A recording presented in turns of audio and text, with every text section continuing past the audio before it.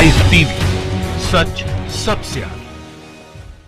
दोस्तों, स्वागत है आपका द लाइव टीवी में। मैं अब्बास हफीज हूं। संबित पात्रा की मक्कारी एक बार फिर बेनकाब हुई है। संबित पात्रा कितने बड़े झूठे हैं और उनका झूठ किस तरह से उनके लिए मुसीबत बन गया है, क्योंकि छत्तीसगढ़ की पुलिस ने संबित पात्रा के खिलाफ मोर्चा खोल दिया है। छत्तीसगढ़ की पुलिस ने 3 बार संबित पात्रा को नोटिस भेजे हैं, एक झूठे ट्वीट की वजह से, प्रोपेगेंडा भरे ट्वीट की वजह से। लेकिन अब तक छत्तीसगढ़ पुलिस का कहना है ना ही तो संबित पात्रा पेश हुए हैं आकर, ना ही उनकी तरफ से कोई वकील आया है और ना ही संबित पात्रा ने नोटिस का जवाब दिया है। मामला बढ़ता जा रहा है और हो सकता है संबित पात्रा बहुत ही जल्द सलाखों के पीछे हो छत्तीसगढ़ में। उसी से बचने के लिए वो नए नए तरह के कैसे हथकंडे कर रहे हैं और क्या है पूरा मामला, वो हम आपको इस वीडियो में बताएंगे। लेकिन उससे पहले हमारी एक अपील है आपसे, अगर आपने चैनल को सब्सक्राइब नहीं किया है तो हमारे चैनल को सब्सक्राइब कीजिए, बेल आइकन को दबाइए ताकि आपको हर एक नोटिफिकेशन मिलता रहे। दरअसल हुआ क्या है कि संबित पात्रा वो हैं जो गोबर को कोहिनूर हीरे से कीमती बताने वाले वो कार्टून कैरेक्टर हैं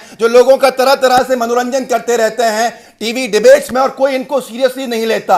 जो खुद का एक बार चुनाव नहीं जीत पाए, जिनको किसी ने नेता नहीं माना, आज वो संबित पात्रा इतने बड़बोले बन गए, इतने बड़े झूठे कि इन्होंने एक ऐसा आपत्तिजनक ट्वीट देश के पूर्व प्रधानमंत्रियों के लिए कर दिया जिससे इनकी मुश्किलें बढ़ गईं। इनका कहना था, आप सबको याद होगा, कि सिख दंगों से और बोफोर्स स्कैम से राजीव गांधी जी और नेहरू जी को जोड़कर ये बुरी तरह से फंस गए हैं, क्योंकि अदालतों ने इन दोनों को ही निर्दोष माना हमेशा। लेकिन संबित पात्रा अपने आप को अदालतों से भी ऊपर समझने लगे, क्योंकि इनको लगा कि शायद इनके आकाओं की तानाशाही चल रही है। उसी झूठ को लेकर अब छत्तीसगढ़ पुलिस ने जब एफआईआर की है तो छत्तीसगढ़ पुलिस का कहना है कि जवाब दो, तो इनके पास पसीने छूट गए हैं जवाब देने के नाम से, क्योंकि ये तो झूठे हैं, मक्कार है। ये जवाब कहां से देंगे? क्या ये कहेंगे कि मैं झूठ बोल रहा था तो देश भर में फजीयत होगी और इनके आकाओं से इनकी पिटाई भी होगी कि पार्टी की फजीयत करवा दी। अब यहां पर हुआ यह है कि छत्तीसगढ़ पुलिस का यह भी कहना है, वहां की सीएसपी का,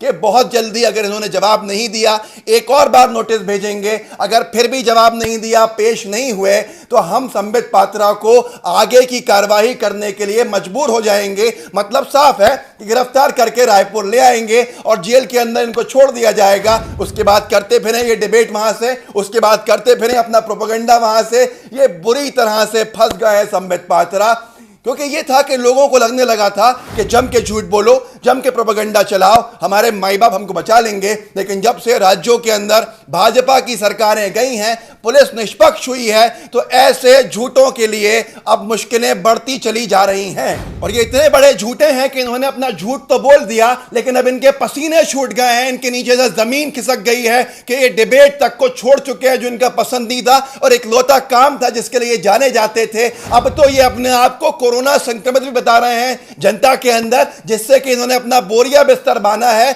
और ये क्वारंटीन सेंटर में जाके भर्ती हो गए। संबित पात्रा कहीं नहीं दिख रहे हैं ताकि इनकी गिरफ्तारी नहीं हो, छत्तीसगढ़ पुलिस इनका बुरा हाल नहीं कर दे। लेकिन संबित पात्रा कब तक कोरोना संक्रमित बताते रहोगे अपने आप को? एक ना एक दिन बाहर निकलना ही है, एक ना एक दिन दिल्ली से छत्तीसगढ़ की पुलिस को आपको लेके जाना ही है। मैं आपसे सिर्फ इतना कहना चाहूंगा कि जो झूठे प्रोपेगेंडा के शिकार ये लोग ये आपको करते हैं, सोच लीजिए कि एक एफआईआर होने के बाद ही इनकी हालत खस्ता हो गई है। इन्होंने इतना झूठ बोला है भाजपाइयों ने कि जनता के बीच में हिंदू मुस्लिम नफरतें पैदा कर दी हैं, कांग्रेस को निकम्मा बता दिया है, जबकि हकीकत में ये खुद निकम्मे हैं और ये खुद नफरतबाज हैं। संबित पात्रा को महंगा पड़ गया है, आपको ये पड़ सकता है। सोच समझ के ट्वीट किया कीजिए, सोच समझ के किसी और की बात को आगे बढ़ाया कीजिए। हो सकता है आप नफरतबाजी को आगे बढ़ा रहे हो। संबित पात्रा के पसीने छूटने के बाद से भाजपा के प्रवक्ताओं की बोली बदल गई है और भाजपा के गोदी मीडिया के एंकरों की भी बोली बदल गई है।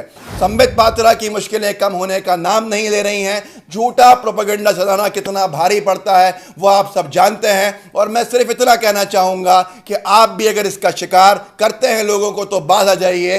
कई राज्यों की पुलिस आपको सर्चलाइट लेके ढूंढ रही है। संबित पात्रा जैसे बड़बोले, जैसे बेशरम लोग भी आज चुप हो गए हैं और इनकी हवा टाइट हो गई है, जिसकी वजह से अब ये अपने आप को कोरोना बता रहे हैं संक्रमित। तो आप सोच सकते हैं कि कितनी बड़ी कार्रवाई होने वाली है, और वो कार्रवाई से संबित पात्रा का बचना नामुमकिन है।